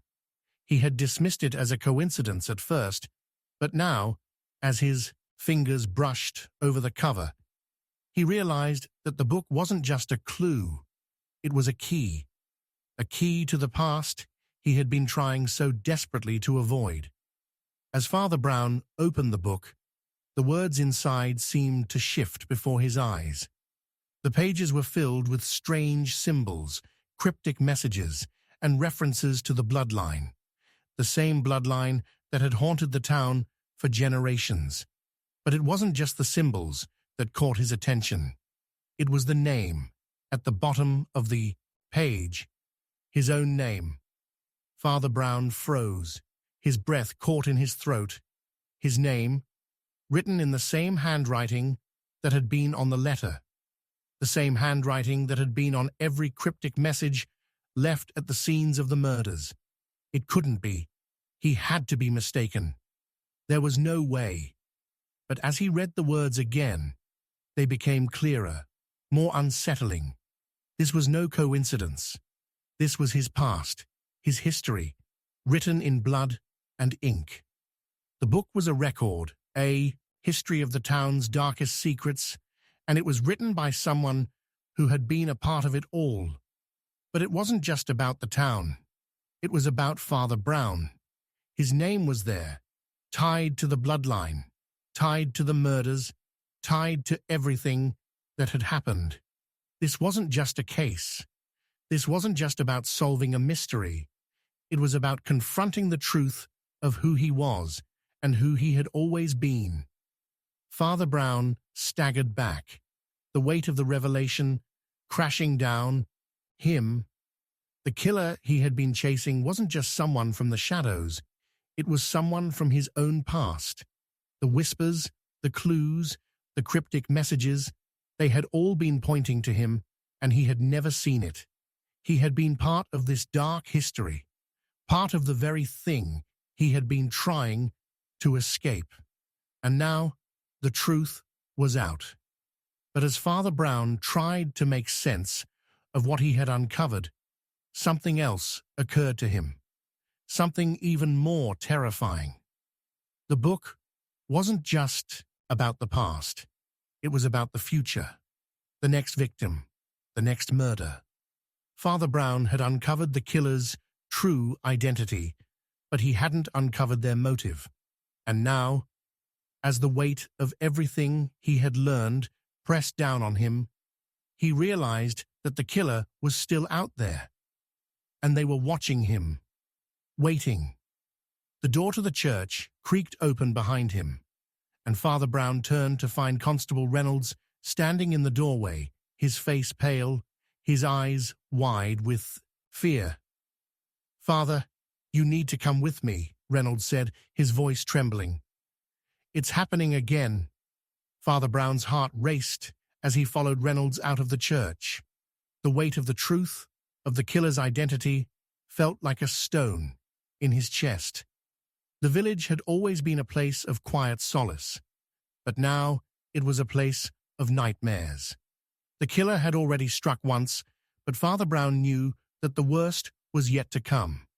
The truth was closer than ever, but it was far more dangerous than he had ever imagined. Reynolds led Father Brown to the town square, where a crowd had gathered. There, in the center of the square, was another body, another victim, but this one was different. This time the victim was someone Father Brown had known well, someone who had been part of the investigation from the very beginning, someone he had trusted completely. It was Agnes Harper, the woman who had been the first to uncover the dark truth about the bloodline, the one who had helped Father Brown through the twists and turns of the mystery. But now, she was dead. Her body lay in the center of the square, her face frozen in an expression of horror. And in her hand was a letter addressed to Father Brown. Father Brown knelt beside her, his heart heavy with grief. He could feel the weight of her death pressing down on him, suffocating him. But as he reached for the letter, he knew that the answer, the final piece of the puzzle, was right in front of him. The letter was short, but the words were unmistakable. "You've been chasing shadows, Father. The truth is inside you. It always has been." Father Brown's hands shook as he read the words, his mind racing. What did it mean? What truth? How could it be inside him? The answer was just beyond his reach. But as the last pieces of the puzzle began to fall into place, Father Brown realized that the killer had been right all along. The truth had been hiding in plain sight, and it was far worse than he could have ever imagined. The murders, the clues, the messages, they had all been leading to this moment, this final revelation. And now, as Father Brown stood over Agnes's body, he knew that the mystery was over. But the killer had won. The truth, no matter how much Father Brown sought it, would never be told. "I know who did it," Father Brown whispered, his voice barely audible in the silence. "But the truth will never be told." The screen cut to black, leaving the audience breathless, their minds racing. Would Father Brown ever uncover the truth? Or had he already lost everything? The mystery was over, but the questions would never stop.